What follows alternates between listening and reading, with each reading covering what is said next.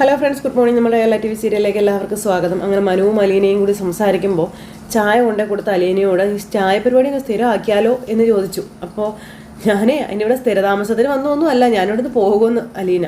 ഇവിടെ സ്ഥിരതാമസം ആക്കാലോ എന്ന് മനു. അപ്പോൾ അലീന ഒന്ന് ചിരിച്ചു. ഞാനൊരു സജഷൻ പറഞ്ഞതേ ഉള്ളൂ കേട്ടോ, ആൾക്കാരൊക്കെ പറഞ്ഞു തുടങ്ങിയേ, അതുകൊണ്ട് പറഞ്ഞതേ ഉള്ളൂ. നമ്മൾ ഒരുമിച്ചില്ലാത്തത് കൊണ്ടാണ് നമുക്കിടയിൽ ഈ ഒരു ദൂരം തോന്നിക്കുന്നത് എന്നേ. അപ്പോൾ അത് കേട്ടപ്പോൾ അലീന ഒന്ന് ചിരിച്ചു. അപ്പോൾ ഒന്നിച്ചാണെങ്കിൽ നമുക്ക് കൂടുതൽ സന്തോഷമാകാം. അപ്പോൾ അതേത് ആൾക്കാരെന്ന് അലീന ചോദിക്കുക. അത് കേട്ടപ്പം തലച്ചോറിലും മനസ്സിലൊക്കെ ഇടയ്ക്കിടയ്ക്ക് ആരോ വന്ന് ഒരാശരീരി ഇട്ടിട്ട് പോകും. അവരെക്കുറിച്ചാണ് ഞാൻ പറഞ്ഞതെന്ന് മനു പറഞ്ഞപ്പം അവരോട് പറയാനുള്ള മറുപടി ഞാൻ നേരത്തെ പറഞ്ഞിരുന്നതാണല്ലോ, അതിലവർ തൃപ്തരല്ല എന്ന് മനുവേട്ടൻ നോക്കിയാ. അപ്പോൾ അത് തൃപ്തി ആക്കിയോളൂ എന്നേ. പൊതുജന വികാരം നമ്മൾ മാനിക്കേണ്ട അലീന, അതുകൊണ്ട് സൂചിപ്പിച്ചതാ കേട്ടോ എന്ന് പറഞ്ഞപ്പം സൂചനയൊക്കെ എനിക്ക് മനസ്സിലായി കേട്ടോ എന്ന് അലീന മനുവിനോട് ഇങ്ങനെ പറയണം. അങ്ങനെ മനു ഇതൊക്കെ പറഞ്ഞ് നിൽക്കുന്നു. എന്നേതായാലും ആവട്ടെ എന്നും പറഞ്ഞ് നിൽക്കുമ്പോൾ അതെ എന്നതേലും ആവട്ടെ എന്ന് നമ്മുടെ അലീനയും പറയണം. അങ്ങനെ അതും പറഞ്ഞ് മനു ചായ കുടിച്ചുകൊണ്ട് നിൽക്കുന്നു. അപ്പോൾ യുദ്ധത്തിന് കൂടെ വന്ന ബാക്കിയുള്ള പടയാളികൾ എവിടെയെന്ന് ചോദിച്ചപ്പം യുദ്ധത്തിൻ്റെ ക്ഷീണത്തിൽ നല്ല ഉറക്കത്തിലാണെന്നും അലീന മനുവിനോട് പറയുന്നു. അപ്പോൾ എന്നിട്ട് യുദ്ധത്തിൻ്റെ റിസൾട്ട് എന്തായി, നിങ്ങൾ ജയിച്ചോ അതോ പരാജയപ്പെട്ടോ എന്ന് ചോദിച്ചപ്പോൾ ഞാൻ നോക്കിയിട്ട് മേഡം തിരിച്ചു വരുന്ന ലക്ഷണമൊന്നുമില്ല, അതും ഞാനിവിടെ ഉള്ളിടത്തോളം. അപ്പം എനിക്കും അങ്ങനെ തന്നെ തോന്നിയതെന്ന് മനു അലീനയോട് പറഞ്ഞു. ഞാൻ ആ വീട്ടിൽ നിന്ന് മാറേണ്ട സമയം അടുത്തുവെന്ന് എനിക്ക് തോന്നുന്നത് എന്ന് അലീന പറയുവാണ്. എങ്കിലേ ബബിക്കും രോഹിക്കും കൃഷ്ണമോൾക്കും അവരുടെ അമ്മയെ തിരിച്ചു കിട്ടത്തുള്ളൂ എന്ന കാര്യവും അലീന ഇങ്ങനെ പറയുന്നു. ഞാൻ മാത്രം അതിനൊരു തടസ്സമായി നിൽക്കുന്നത് ശരിയല്ല എന്ന് പറഞ്ഞപ്പം പോവാന്ന് വെച്ചാൽ എങ്ങോട്ട് പോകാനാണ് നീ പറയുന്നത്?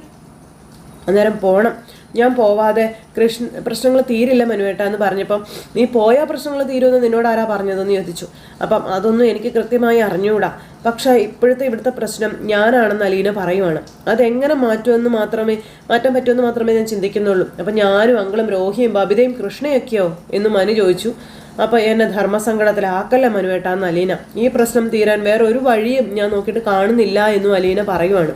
അത് കേട്ട് കഴിഞ്ഞപ്പം ഞാനൊന്നും പറയുന്നില്ല, ഇനിയിപ്പം ഞാൻ പറഞ്ഞതുകൊണ്ട് നീ പ്ലാൻ ഒന്നും മാറ്റണ്ടെന്നും പറയും. ഇവിടുന്ന് മാറിക്കഴിഞ്ഞാൽ ഇവിടുത്തെ കാര്യങ്ങൾ എന്താണെന്നോ ആൾക്കാർ എന്ത് ചെയ്യുമെന്നോ ആലോചിക്കാണ്ട് ഒന്ന് ചോദിക്കുക പോലും ചെയ്യാത്ത ആളോട് ഞാൻ എന്നാ പറയാനാന്ന് ചോദിച്ചു. അപ്പം ഞാൻ അഭിപ്രായം ചോദിക്കുമായിരുന്നെങ്കിൽ ഇവിടെ പോയിക്കോളാൻ പറയുമായിരുന്നോ മനുവേട്ടനെന്ന് അലീന അന്നേരം ചോദിച്ചു. അന്നേരം ആ മുഖം വീർപ്പിച്ച് നിൽക്കത്തില്ലേന്ന് ചോദിച്ചു. എന്നാലും മിനിമം എന്നോടൊന്ന് അഭിപ്രായം ചോദിച്ചുവല്ലോ എന്നൊരു സമാധാനമെങ്കിലും ഉണ്ടായേനെ, പോയാൻ സമ്മതിച്ചാലും ഇല്ലെങ്കിലും. അപ്പം എന്താ പറഞ്ഞത്? ഒന്നും ഇല്ലേ എന്നും പറഞ്ഞുകൊണ്ട് ഇങ്ങനെ നിൽക്കുക നമ്മുടെ മനു. പിണങ്ങിയിരിക്കുകയാണെങ്കിൽ ബാക്കി കാര്യം ഞാൻ പറയണ്ടല്ലോ. അപ്പോൾ എന്ത് ബാക്കി കാര്യമാണെന്ന് മനു. പിണങ്ങിയിരിക്കുന്ന ആളിനോട് പറഞ്ഞിട്ട് കാര്യമുണ്ടോ എന്ന് ചോദിച്ചു അലീന. ബാക്കിയും കൂടെ പറയാൻ പറഞ്ഞു മനു അന്നേരം.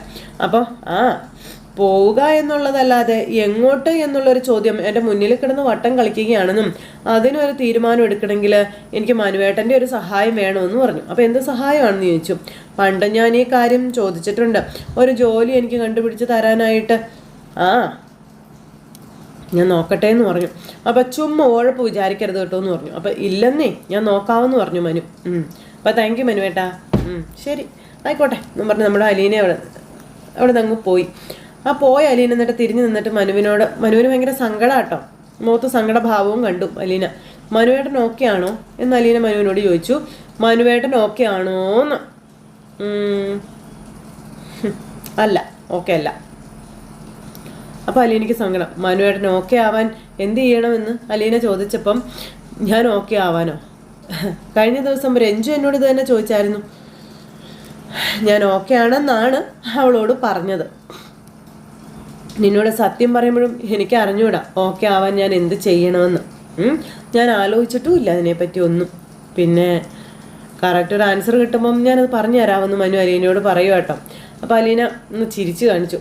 എന്നിട്ട് അലീന ഇങ്ങനെ കൈ നീട്ടി മനുവിൻ്റെ നേരെ. അപ്പോൾ നമ്മുടെ മനു തിരിച്ച് കൈ നീട്ടി മടിച്ച് ഇങ്ങനെ നിൽക്കുക. അപ്പോൾ നമ്മുടെ അലീന ശരിയേ ഞാൻ പോവുകയാണേ. ആയിക്കോട്ടെ എന്ന് പറഞ്ഞുകൊണ്ട് നമ്മുടെ മനു ഇങ്ങനെ നിൽക്കുന്നു. അലീന അവിടെ നിന്ന് അങ്ങോട്ടേക്ക് പോയി. എന്നിട്ട് മനു എന്തൊക്കെയോ ഇങ്ങനെ ഭയങ്കര സങ്കടത്തോടെ ഇരിക്കുക അലീന പോവുകയാണെന്ന് കേട്ടതിൻ്റെ. അത് കഴിഞ്ഞ് പിന്നെ കാണിക്കാൻ നമ്മുടെ കൃഷ്ണമോൾ ഇങ്ങനെ രാവിലെ എഴുന്നേറ്റ് വരുന്നു. വായൊക്കെ കഴുകി വൃത്തിയാക്കി വന്ന് ഇങ്ങനെ ഡൈനിങ് ടേബിൾ ഇരുന്നപ്പോഴത്തേക്കും നമ്മുടെ അലീന വന്നു. ഇത് കടപ്പാട്ടൂർ വീടല്ല. എന്തോർത്തോണ്ടാ നീ അവിടുത്തെ മാതിരി എഴുന്നേറ്റ് വന്ന് എന്നെ വിളിക്കുന്നത്? വീട് മാറി വിവരം മറന്നു പോയോ എന്ന് അലീന ചോദിച്ചു. അപ്പോൾ വീടല്ലേ മാറിയുള്ളൂ. അലീന ചേച്ചി മാറിയില്ലല്ലോ എന്ന് കൃഷ്ണ. ഞാൻ അങ്ങോട്ട് വന്നാലുണ്ടല്ലോ ഒരു കിഴുക്ക് വെച്ചാരും. പോരട്ടെ, അതിൻ്റെ കൂടെ ഒരു ചായയും കൂടി വേണമെന്ന് നമ്മുടെ കൃഷ്ണമോള്. അപ്പോഴത്തേക്കും അലീന അങ്ങോട്ടേക്ക് വന്നിട്ട് നിനക്കെങ്ങനെ മനസ്സിലായടി ഞാൻ കിച്ചണിലുണ്ടെന്ന്? അപ്പോൾ റൂമിൽ കണ്ടില്ല, അപ്പോഴേ ഉറപ്പിച്ചു ഇവിടെ ഉണ്ടായിരിക്കും എന്ന്. കുറച്ച് നാൾ മോളിവിടെ നിന്നതായിരുന്നില്ലേ എന്നൊക്കെ ഇങ്ങനെ നമ്മുടെ കൃഷ്ണമോള് ചോദിക്കുക. അപ്പോൾ ഈ ബുദ്ധിയൊക്കെ പഠിക്കാൻ വേണ്ടി ഉപയോഗിച്ചായിരുന്നെങ്കിൽ എവിടെ എത്തിയാനെ? പിന്നെ എനിക്ക് 36 വയസ്സായില്ലേ, സമയമില്ലല്ലോ ഇനി പഠിക്കാനൊന്നും. ജീവിതം വാഴായി പോയില്ലേ എന്നൊക്കെ കൃഷ്ണമോള്. ഒന്ന് പോ ചേച്ചി എന്നും പറഞ്ഞുകൊണ്ട് കൃഷ്ണമോള് ചായയും കുടിച്ചിങ്ങനെ അവിടെ ഇരിക്കുന്നു. അപ്പോഴത്തേക്കും ബബിത ഇറങ്ങി വന്നു. അതെന്താ ഇളയ അനിയത്തി മാത്രം വിളിച്ചിരുത്തിയാണോ ചായ കുടിക്കുന്നതെന്ന് ചോദിച്ച ബബിത വരുന്നത്. അല്ല, പ്രിയപ്പെട്ടവർക്ക് അങ്ങോട്ട് കൊണ്ടുവന്ന് തരികയാണ് ചെയ്യുന്നത്. നീ എന്തിനാ എഴുന്നേറ്റ് വന്നതെന്ന് ചോദിച്ചു. അപ്പം ഞാൻ എത്ര നേരമായിട്ട് ഉണർന്ന് കിടക്കുക, ചായ ഇപ്പം കിട്ടുമെന്ന് വിചാരിച്ചിട്ട്. അപ്പോൾ വെറുതെ പറയുക ചേച്ചി, ഞാൻ എഴുന്നേറ്റ് വരുമ്പോഴും കോർക്കം വലിച്ചെന്ന് ഉറങ്ങുമായിരുന്നെന്ന് പറയും. എടി നിന്നോട് ആരെങ്കിലും ചോദിച്ചോടി, ഉടനെ വന്ന് സാക്ഷ്യം ഒഴിച്ച് വെക്കുള്ളൂ എന്ന് പറഞ്ഞു ബബിത ഇങ്ങനെ ഇരിക്കുമ്പോൾ അലീനും ബബിതയ്ക്കും ചായ എടുത്ത് കൊടുത്തു. അങ്ങനെ അവർ ചായ കുടിച്ചുകൊണ്ട് ഇങ്ങനെ ഇരിക്കും കേട്ടോ. ബബിതയും കൃഷ്ണയും കൂടി ഇങ്ങനെ അങ്ങോട്ടും ഇങ്ങോട്ടും തുറച്ച് നോക്കിക്കൊണ്ട് നിൽക്കാം. അപ്പോൾ ദേ നീ എന്തിനാ എന്നെ നോക്കുന്നതെന്ന് ചോദിച്ചുകൊണ്ട് ബബിത അന്നേരം കൃഷ്ണയോട്. അപ്പോൾ അതേ ഇവർ തമ്മിൽ അങ്ങോട്ടും ഇങ്ങോട്ടും അമ്മയുടെ കാര്യങ്ങൾ ചോദിക്കുക. അപ്പോൾ അമ്മയ്ക്ക് ചായ കൊടുത്തോന്ന് ചോദിച്ചപ്പോൾ ചേച്ചിക്ക് കൊണ്ട് കൊടുത്താലെന്താന്ന് കൃഷ്ണ.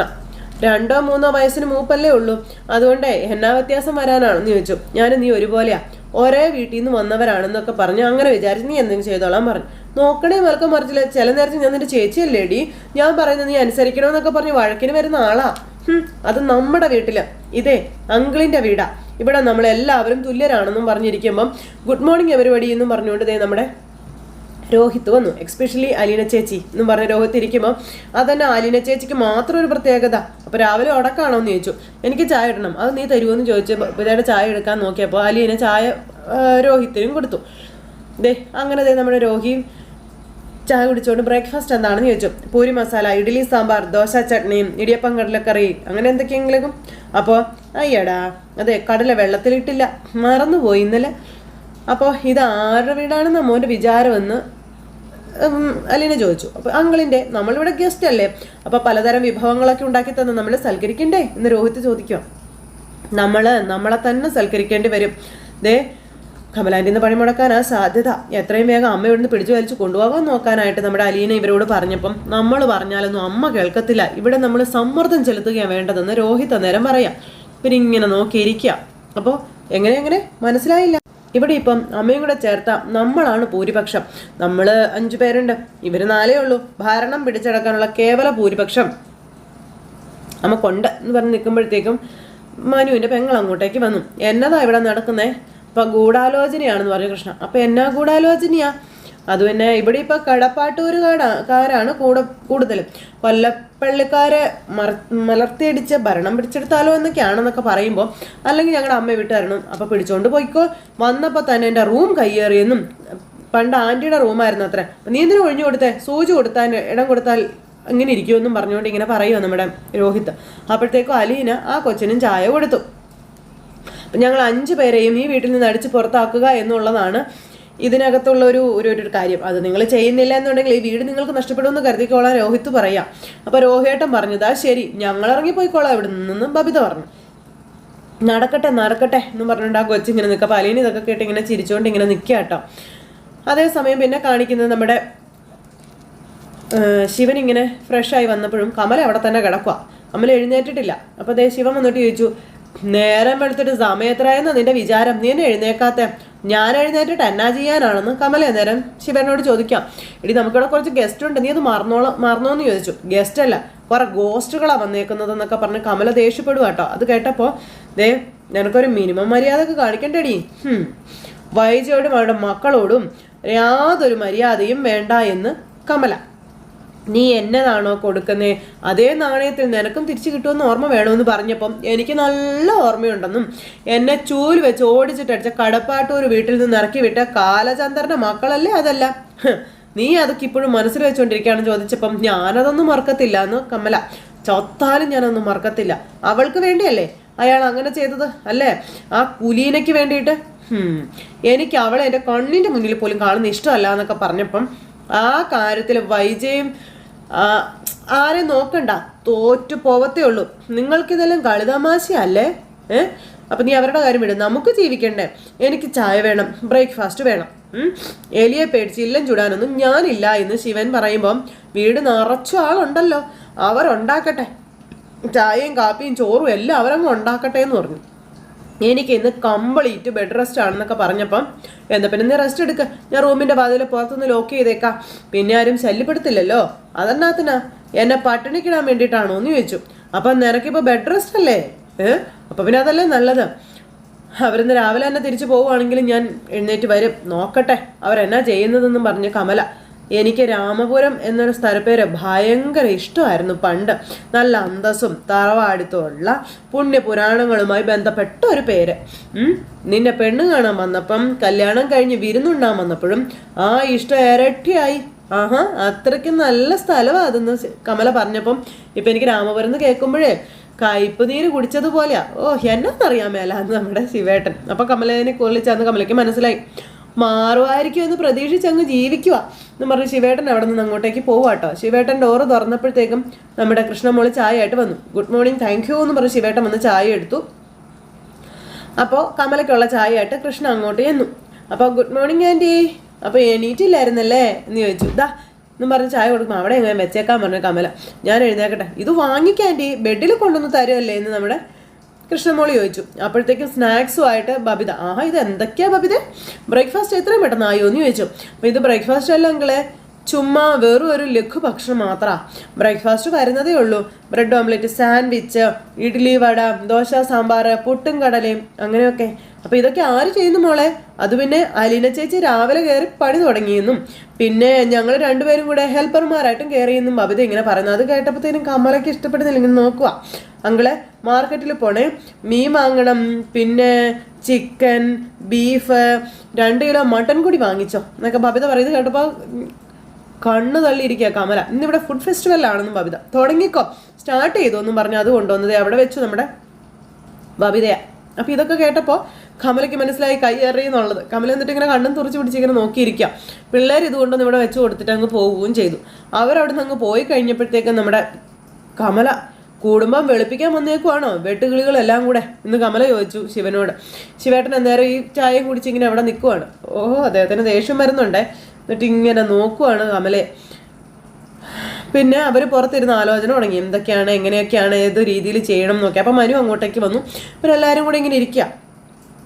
എല്ലാവരും കൂടെ അങ്ങനെ ഇരിക്കുന്നത് കണ്ട് മനു ഇവിടെ വന്നിട്ട് എന്നാ പറ്റി, ഗ്രൂപ്പ് ഡിസ്കഷൻ പുറത്തേക്കൊക്കെ മാറ്റുമോ എന്ന് മനു ചോദിച്ചു. അപ്പോൾ മെയിൻ മെമ്പർ എന്തി, അലീന.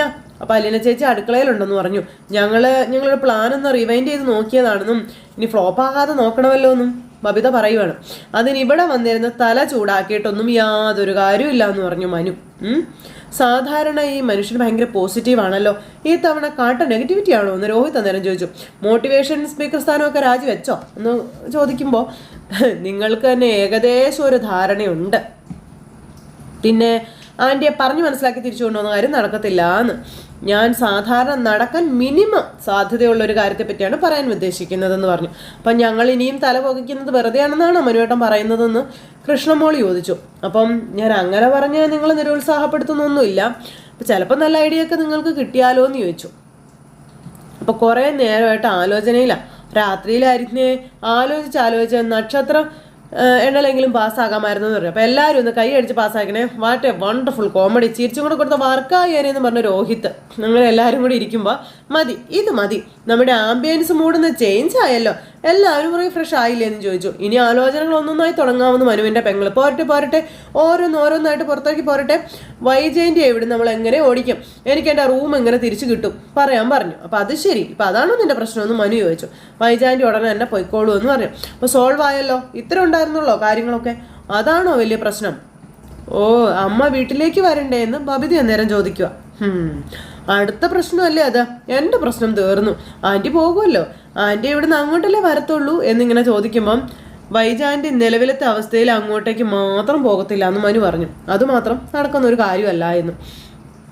നടക്കണമെങ്കിൽ എന്ത് മാറ്റമാണ് സംഭവിക്കാൻ പോകുന്നതെന്ന് നിങ്ങൾ എല്ലാവരും അറിയണമെന്ന കാര്യം മനു ഇങ്ങനെ ഇവരോട് പറയുവാണ്.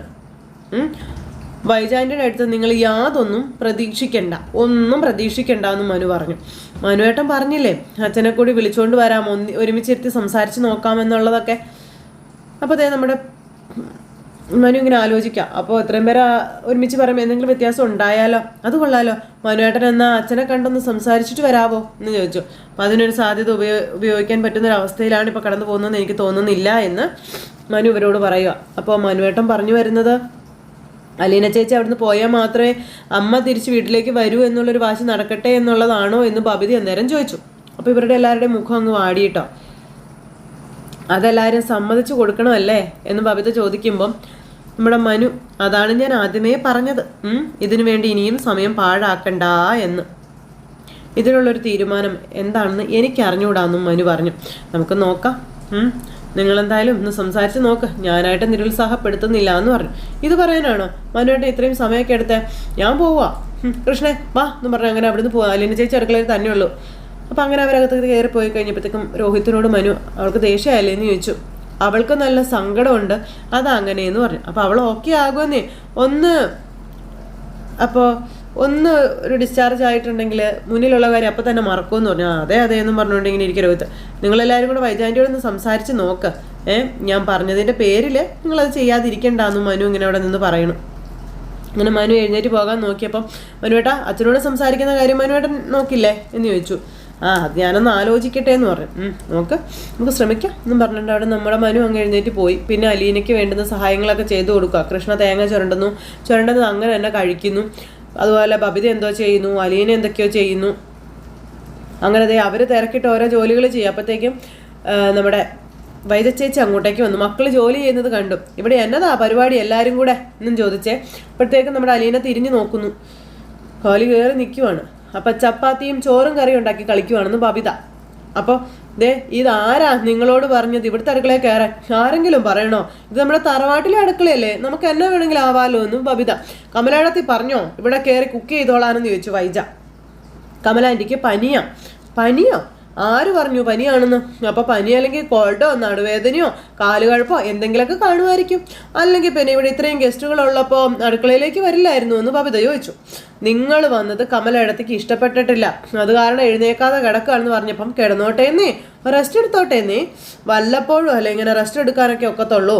ഇന്നത്തെ ദിവസം കിച്ചണിലെ കാര്യം ഞങ്ങൾ ഏറ്റുവെന്ന് നമ്മുടെ ബബിത പറയുന്നു. അപ്പോൾ അലീന ഇങ്ങനെ തുറച്ചു നോക്കുക വൈജയെ ദേഷ്യപ്പെട്ട്. ഇവിടെ അടുത്ത ഏറ്റവും നല്ല ഹോസ്പിറ്റൽ ഏതാണെന്ന് നോക്കി വെച്ചോ, കുക്കിങ്ങിലേ ഞങ്ങൾ പല പരീക്ഷണങ്ങളും നടത്തുന്നുണ്ടെന്ന് ബബിത.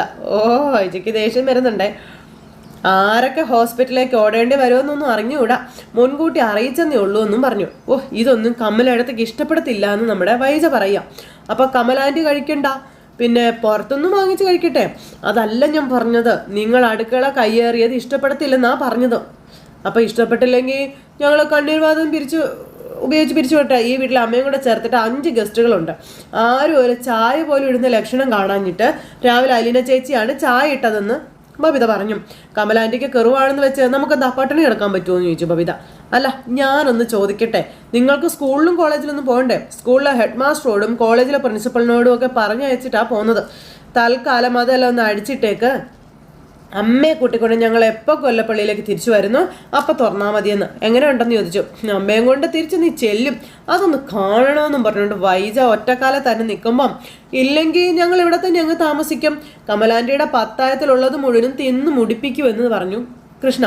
അപ്പം നിങ്ങൾക്ക് ഇനി പഠിക്കണ്ടേന്ന് ചോദിച്ചു. അപ്പോൾ വേണ്ട, പഠിച്ചില്ലെങ്കിൽ ഇപ്പം എന്നാ കുഴപ്പം, ഞങ്ങൾ തോറ്റു പോകുമായിരിക്കും, എന്നാലും അമ്മ ജയിക്കുമല്ലോ, ഞങ്ങൾക്ക് അത് മതി എന്ന് നമ്മുടെ കൃഷ്ണമോള്. എന്നോട് വാശി വേണ്ട, നിങ്ങൾ തോറ്റു പോകും പറഞ്ഞേക്കാവെന്ന് പറഞ്ഞപ്പം തോൽക്കാൻ ഞങ്ങൾ റെഡിയാണെന്നേ എന്ന് കൃഷ്ണ. അലീന ഒന്നും മിണ്ടുന്നില്ല. വൈജ ഒന്നും മിണ്ടാതെ നിന്നിട്ട് അവിടെ നിന്ന് അങ്ങ് പോണു. അപ്പം അങ്ങനെ ആ ഒരു സിറ്റുവേഷൻ കാണിച്ചുകൊണ്ട് ഇന്നത്തെ നമ്മുടെ കഥ അവസാനിച്ചിട്ടുണ്ട്. അപ്പോൾ എല്ലാവരും കാത്തിരുന്ന് കാണണം കേട്ടോ. എല്ലാവർക്കും നല്ലൊരു ദിവസം ആശംസിക്കുകയാണ്. എല്ലാവരുടെയും സപ്പോർട്ടിനും സ്നേഹത്തിനും ഒത്തിരി നന്ദി അറിയിക്കുന്നു. വീണ്ടും കാണുന്നത് വരെ എല്ലാവർക്കും ടാറ്റാ.